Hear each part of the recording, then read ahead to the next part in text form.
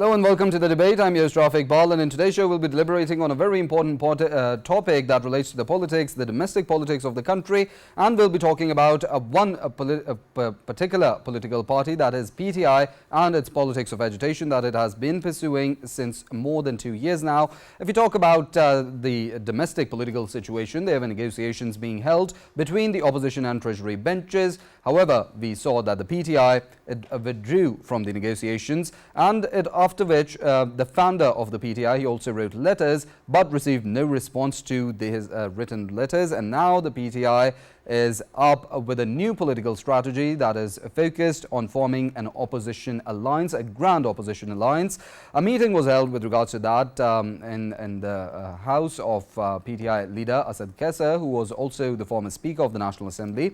The meeting, it comprised of different leaders of different political parties of the country, and some major political parties having a lot of street power, such as Maulana Fazlur Rahman of the JUI, Mahmood Khan Achakzai, former Prime Minister Shahid Khaqan Abbasi, and Mustafa Nawaz Khokar, who were all part of today's meeting. And discussions were held regarding forming a grand alliance, a grand opposition alliance, and to start a full-on campaign against the government.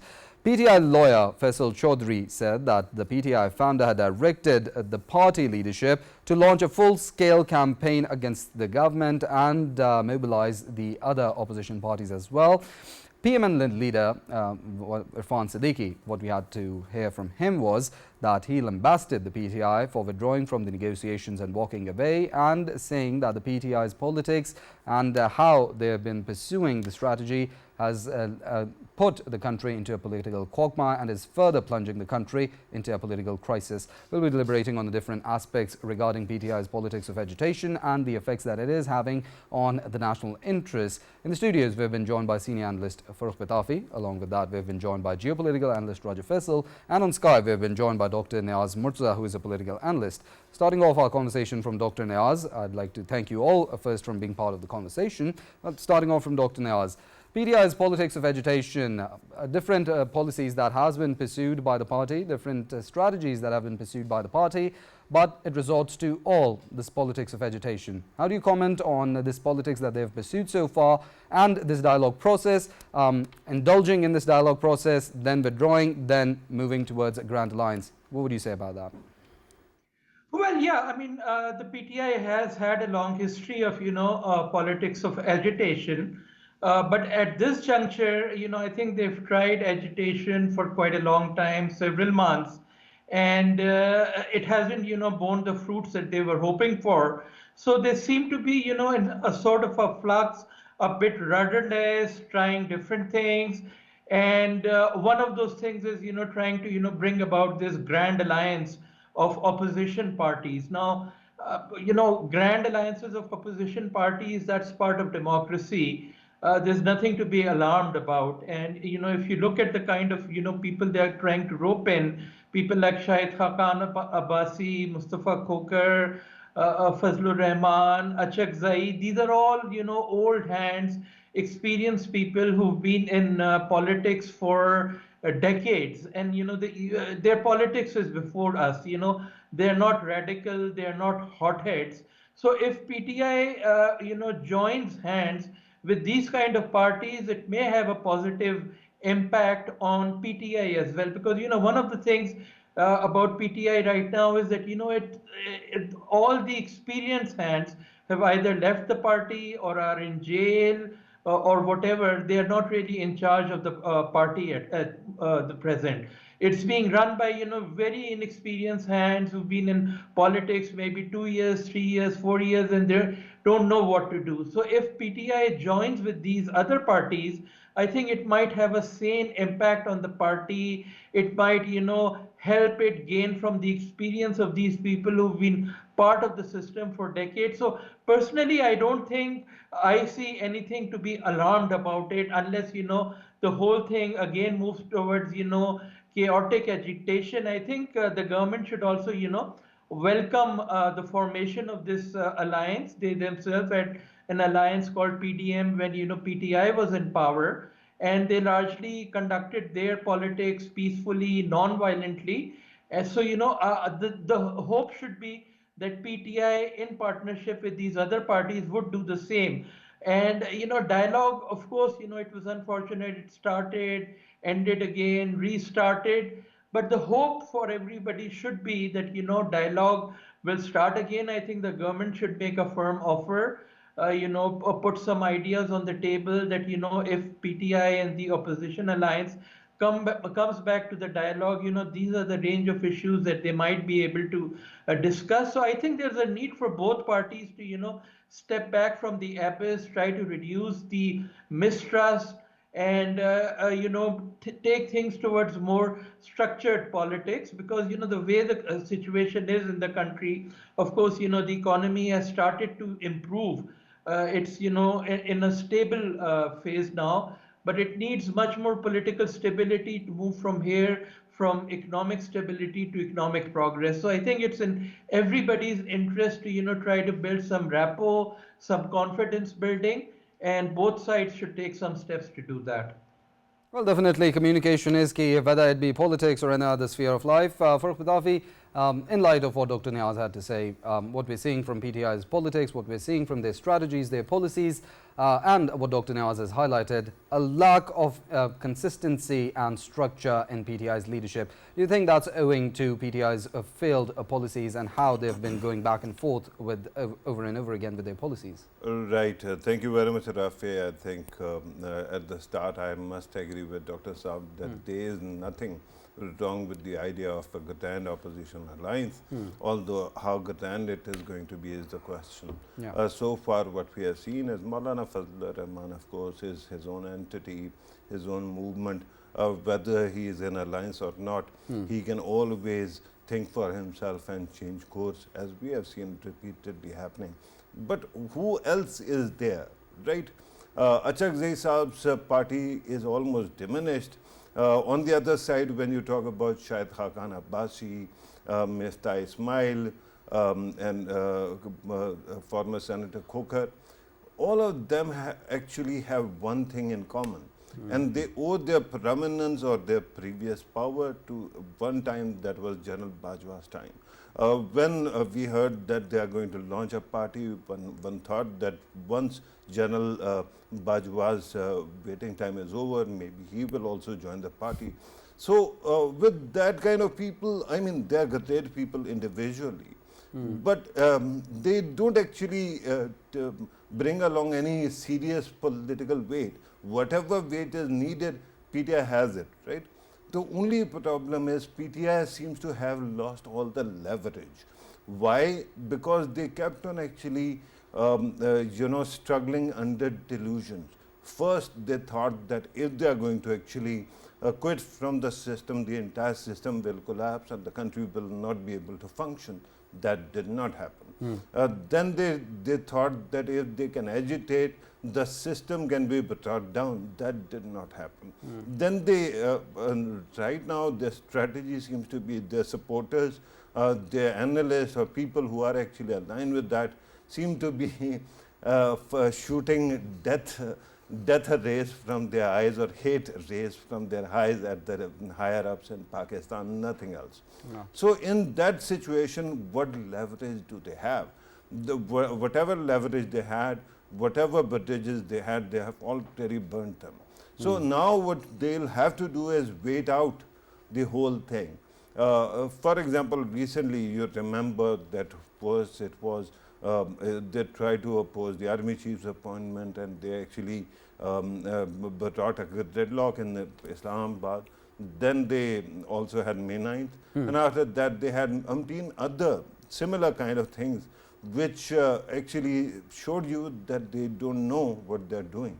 And they eventually they pinned their hopes on Trumpian world order, and that somehow that is going to bring about any kind of change. Remember that when last time President Trump was in power, at that time also it was primarily army which actually was the actual bond, because Pakistan was needed in Afghanistan.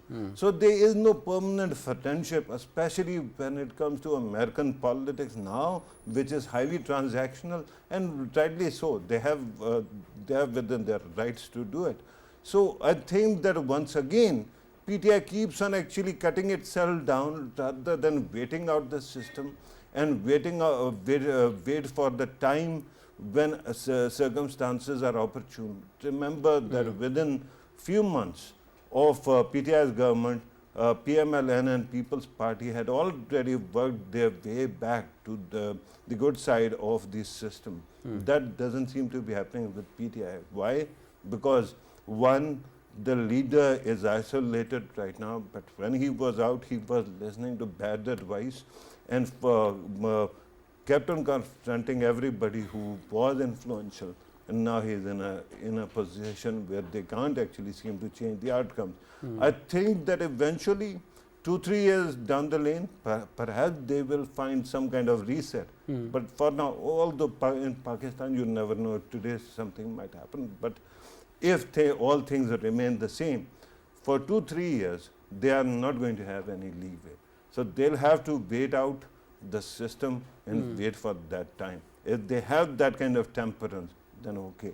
Otherwise, they will keep on further isolating themselves and creating more problems. Well, Faisal, what's your views? Do you think it's a lack of leadership within the party, or do you think they're just testing the waters, going back and forth and having a change of strategies? Yeah, of course, Rafae, when we talk about PTI as a political party, of course, the kind of problems it was in since more than 2 years now, it is entirely related to, of course, their party being without the leadership.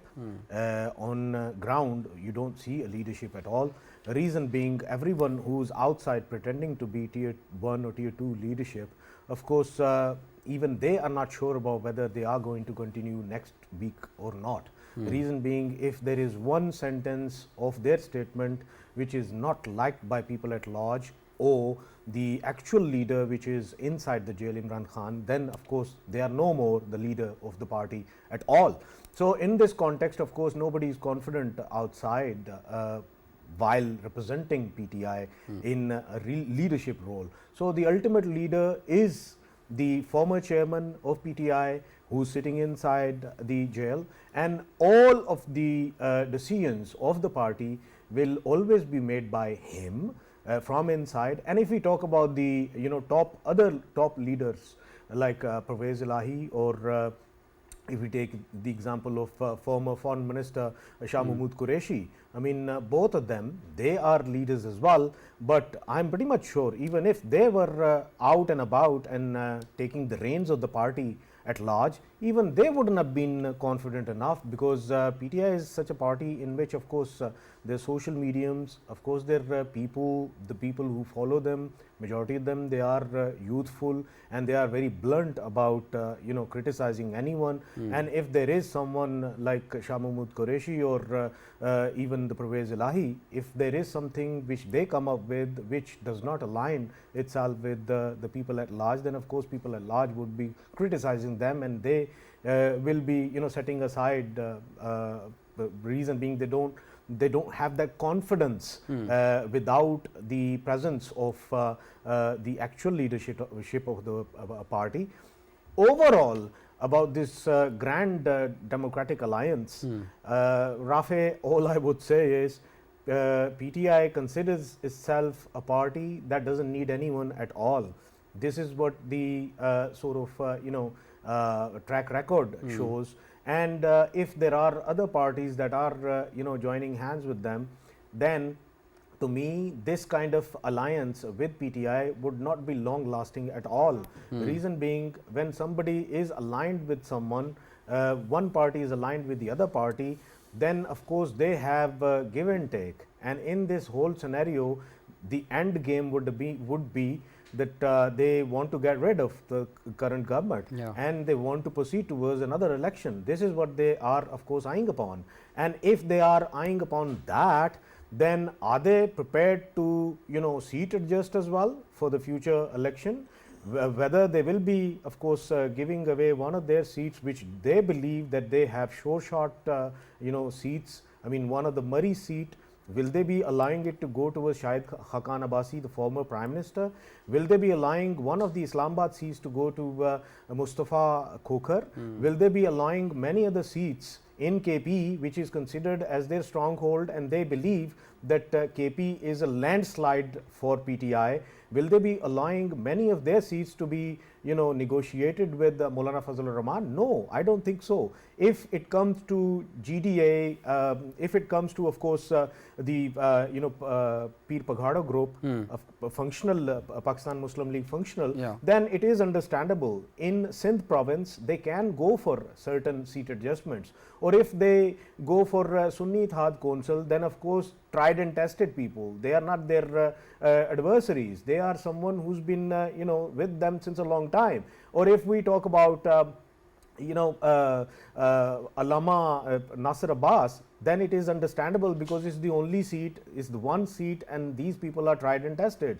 They can go for them, but adversaries like former Prime Minister, like people who are very prominent on media and they are hailing from Islamabad, like people who are very prominent in terms of spanning 40 years of politics, like Maulana Fazlur Rahman. Will they be adjusting the seats with them and trying to figure out that in future if we want to have a government, then of course we can ally with them, and in coming future we can form a government along with them.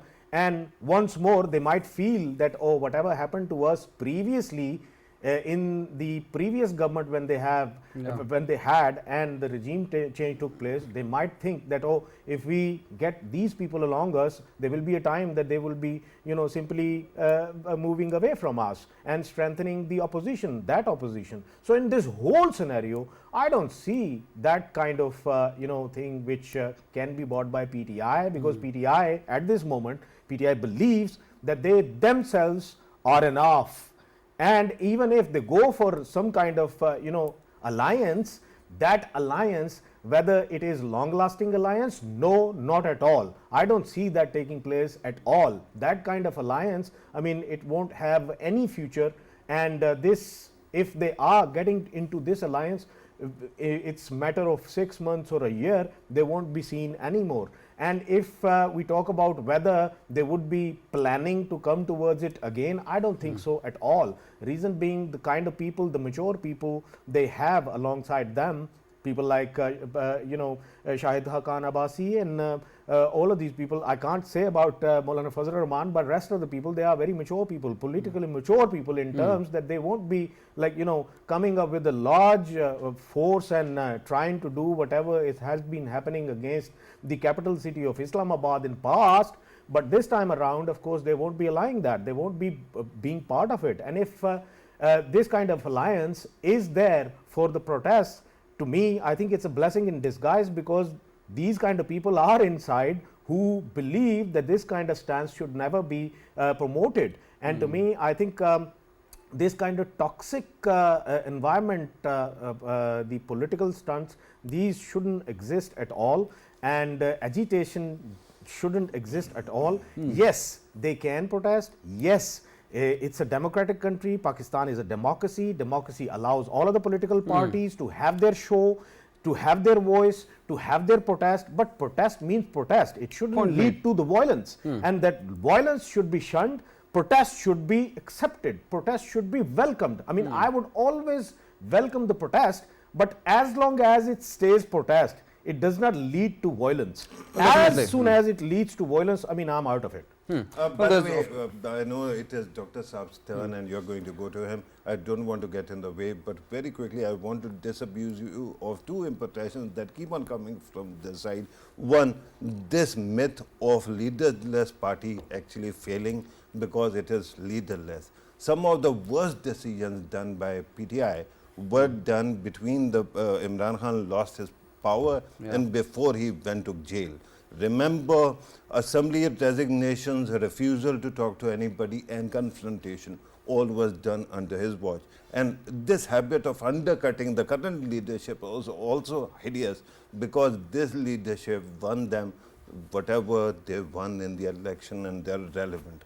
So I think that these myths are just PTI's talking points. Perhaps some of media also inhales that. Well, important opinions that we have from both the sides. Dr. Niaz, I'd like to move towards you. There was also, when we talk about alliance and when we talk in light of what Raja Faisal had to say, the PTI had also formed an alliance earlier, the TTAP, which was also the Tehreek-e-Tahaffuz-e-Ain Pakistan.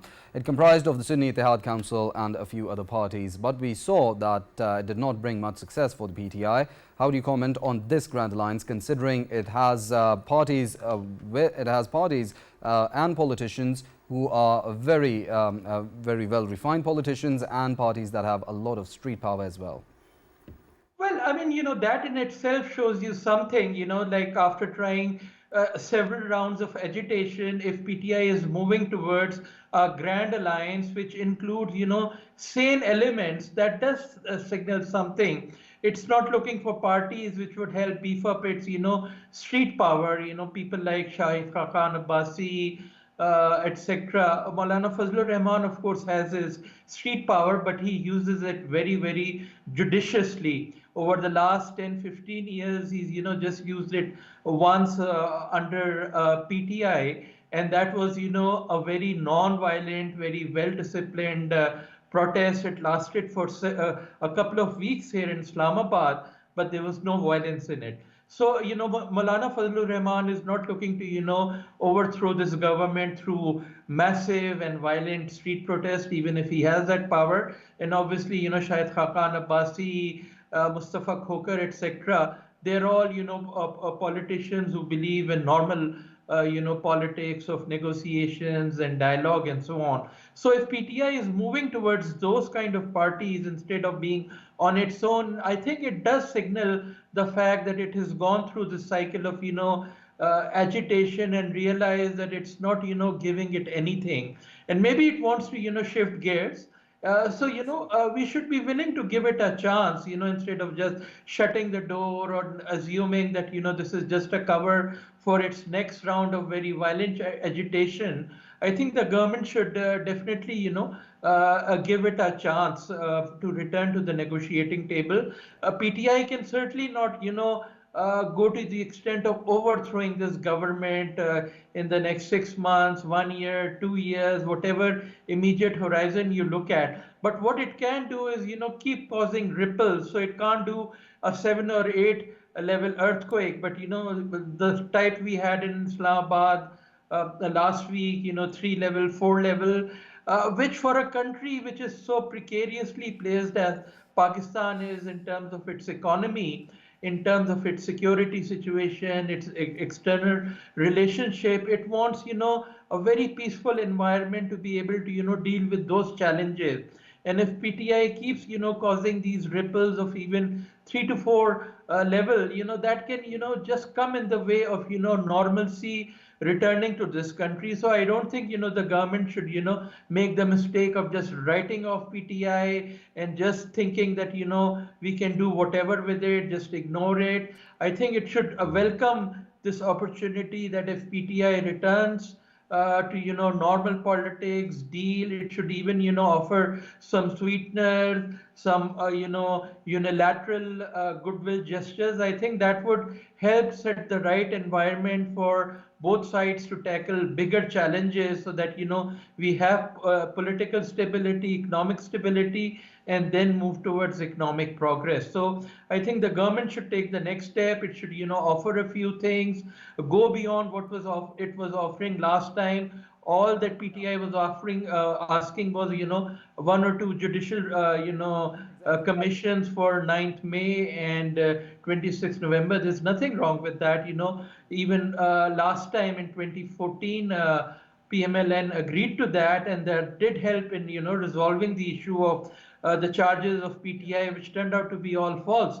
So I think if it appoints a judicial commission, it may help in bridging the gap. So I think the next step should come from the side of the government. It should make a firm offer. It should welcome the Grand Alliance, and it should be willing to talk to them. Very important things that you've said. For Pitafi, when we talk about dialogue, for what the government Treasury spokesperson Irfan Siddiqui had to say was that it failed because of the PTI's withdrawal. And why PTI withdrew? Because it was asking to form 2 judicial commissions on 26th of November and 9th of May. As Dr. Niaz said, that the government should give them a chance. The government has the opinion that they did give them a chance, but the dialogue failed because of PTI's own stubbornness. How would you comment on PTI's demands of these judicial commissions and how the dialogue process failed? And secondly, with the formation of this grand opposition alliance, do you think PTI is still going to be moving forward with the same demands in this negotiation process if it takes place? Right, and that is quite fascinating. You know, before I actually talk about that, I wanted to reflect on what Dr. Saab suggested, that even if PTI cannot cause any earthquake on the Richter scale of 8 or 9, at least keeps on doing it at 3 or 4. So what happens when there is a 3 or 4 point earthquake on Richter scale? Usually big, large edifices don't fall, right? It is kacha, jhumpadas, small cottages that fall and people die under its weight. Being one of such a citizen, I keep on worrying that every time this kind of earthquakes actually come, and these kind of ripples that are caused, it is my children who have failed to go to school. It is I who has to miss his medical checkup every month or every week. And similar kind of things happen that actually cause a lot of trouble. Yeah. So I would, with all deference to what Dr. Saab was saying, suggest PTI find any creative solution rather than actually disrupting life in Islamabad, because we are doing our jobs, we are not doing anything beyond that. And now regarding PTI's withdrawal, look, the problem is that when you are thinking that there is going to be some kind of divine intervention or outside intervention, and that is going to actually rescue you, you are in bad shape. And this is what PTI seems to be actually believing repeatedly. Why did they actually start negotiations? To buy time. They actually thought that there is going to be a change in Washington which is going to immediately have an impact in Pakistan. Yeah. That doesn't, I told you it won't happen. It doesn't have, the world does not work like that, right? So what happened was that they ended up actually painting themselves in a corner of their own doing. They ended up demanding too much and they were not ready to be flexible. Government of Pakistan actually drops all the cases pursuing against the people who have been incarcerated because of May 9th or November 26th. Instead of being state's party, they should become PTI's party in the courts and ask the courts to actually release them, right? This is number one. Number two, judicial commissions on what? May 9th, November 26th. When you actually do this, you are conceding or dropping your entire case. So essentially you demand that we are going to begin to talk to you if you are going to, totally going to let go of your cases, your own cause. And what then? Then we will talk to you how to replace you and how you can go out of power, and then we can come into power, right? Who is that precious? Who is going to give you that kind of, leeway on a negotiation table? If you don't have temperament for dialogue, then this is what is going to happen. Temper your ambition and temper your expectation with some realism. Realize that your leader and a big chunk of your leadership or workers are behind bars because of the silly decisions that you have taken. Why actually poke the bear? Why send them to actually attack the state symbols or state institutions or buildings? If you keep on doing it, you are going to get hurt. And this is what you are doing right now. Realize that there can be negotiation. And there are legitimate demands, as Dr. Saab was pointing out. transparency is a good demand. But then have the temperament to demand that kind of a thing, right? If you cannot do that, government of Pakistan, particularly Prime Minister of Pakistan, is very clear what he is doing. He is taking care of the economy and he is trying to shore up and reform the economic system in the country. And if he succeeds, which he is succeeding right now, he is going to get all the compliments and all the strength he needs, because this is what the state of Pakistan also needs right now. Where is PTI? PTI was last seen when it comes to economics, actively trying to disrupt the negotiations with IMF when their former finance minister was advising a chief minister of provincial finance minister how to actually disrupt the talks. So with that kind of a thing, if you have this kind of baggage, at least understand where you are. If you are in a hole, stop digging. This is the only thing. If that happens, I was the biggest cheerleader of negotiations between the opposition and government. And this idea that even if PTI keeps on walking away, if it comes back, welcome them. Here's the problem. I did exactly that back in 2014 when PTI actually wanted to resign from parliament, repeatedly tendered resignation, and every time I would argue that let them come back and don't accept their resignations. But they don't have the temperament for any kind of dialogue, even to appreciate any kind of niceties when they are offered. This is the problem. Well, Faisal, what's your views? Of course, Farrukh Pitafi had elaborated it very well on how he thinks the dialogue process failed and what mistakes the PTI had been making in their policies. But I'd like your comment as well. What do you think regarding the dialogue process, the demands that were made by the PTI and their seriousness with regards to the negotiation? Yeah, Rafae, I think what Farrukh has maintained is that he was implying that, of course, Prime Minister of Pakistan is putting up every effort to, of course, fix Pakistan's economy, which he is successfully doing it so far. And, of course, in future, he will be more successful.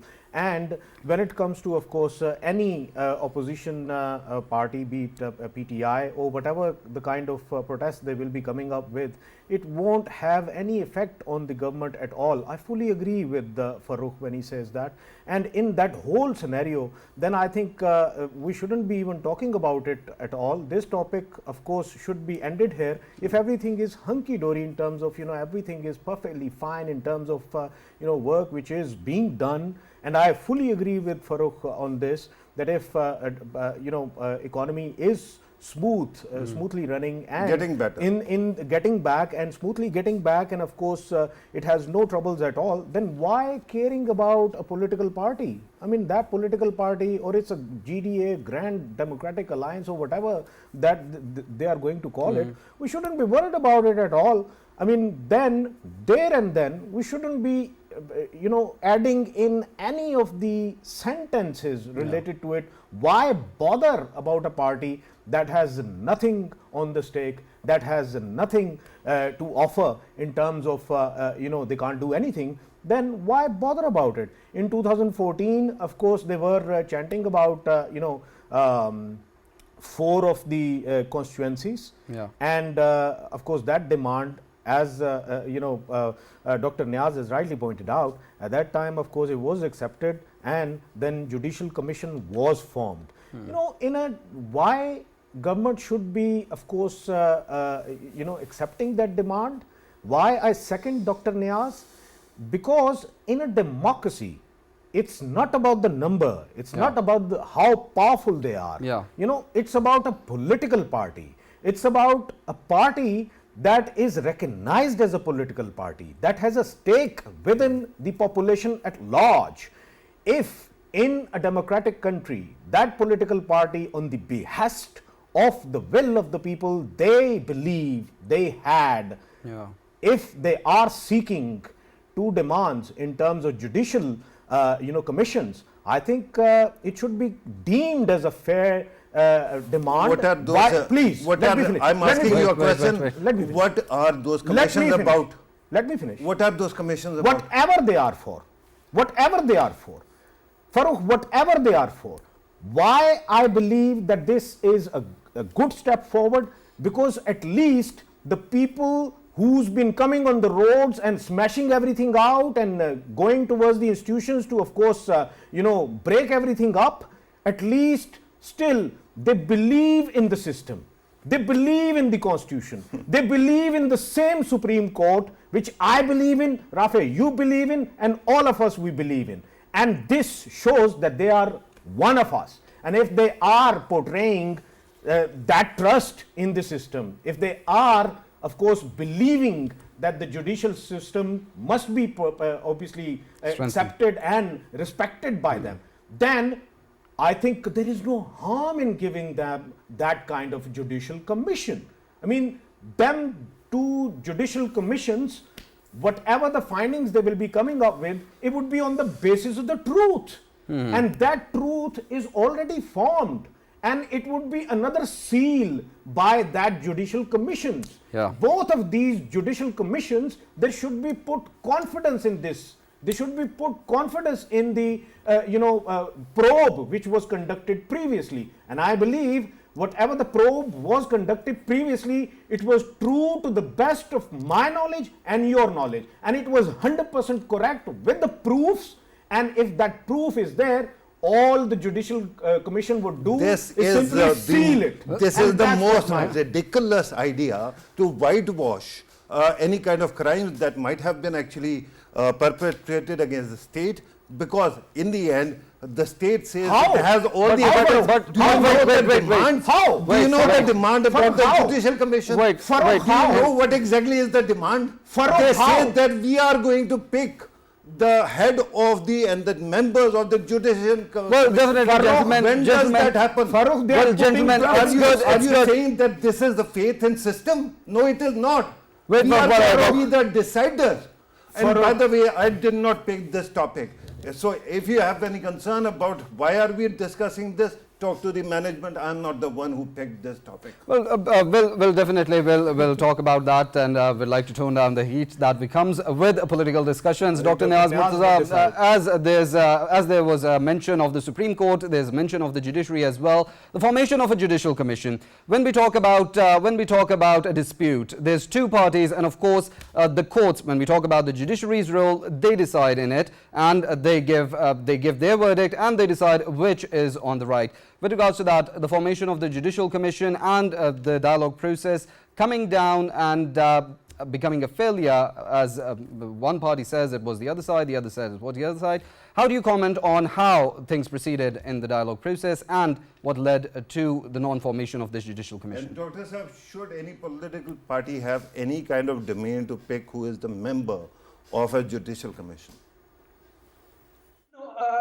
Let's see from where PTI started. First of all, it was saying we'll only talk to the establishment. They dropped that demand. Then they wanted to, include things like, the elections of 2024. Then, the 26th Amendment. They had, several very sensitive issues on their list of agenda. They've dropped all that. Now the only thing that they are left is, a judicial commission. And if the government is not even going to accept that, then what is the government going to accept? See, the government needs to show PTI that dialogue will give it more returns than street protests and going to, the USA.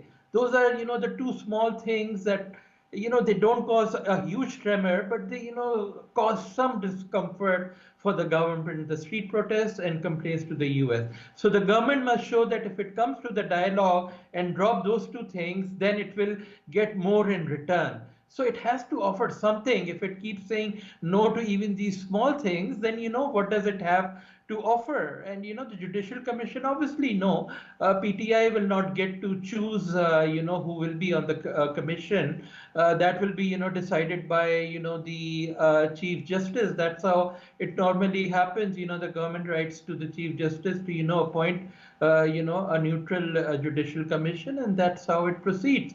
So I think that would be very helpful for the government to see that okay, now it has accepted one demand at least least of PTI, and for that one demand, it should be willing to give up the street protest as well as its international campaign. That should be the deal that they should reach.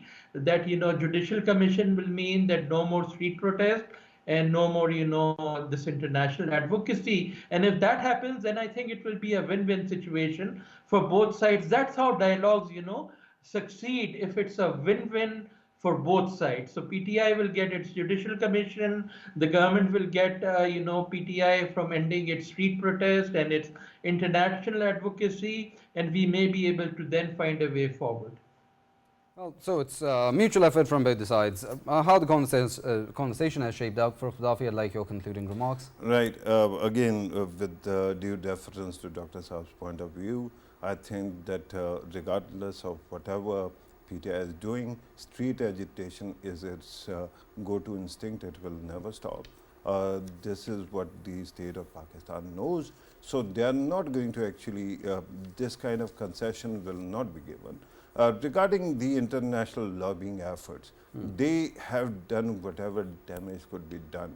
Now the international system is in such uncharted waters, and given that America's own democratic dynamic is changing very quickly, no matter whatever PTI does, it is going to boomerang. Why? These people who are trying to lobby there are American citizens, right? They're sitting there.